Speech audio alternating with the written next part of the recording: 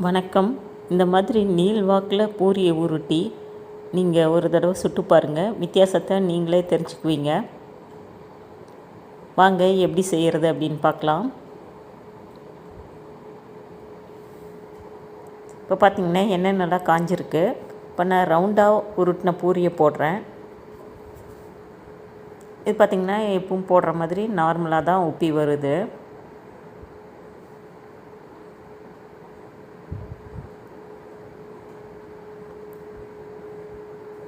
இப்போது நீள்வாக்கில் உருட்டின பூரியை போடுறேன் பாருங்கள்.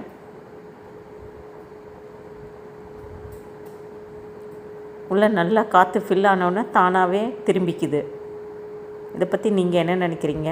வீடியோ பிடிச்சிருந்தால் லைக் பண்ணுங்கள், ஷேர் பண்ணுங்கள், சப்ஸ்கிரைப் பண்ணுங்கள்.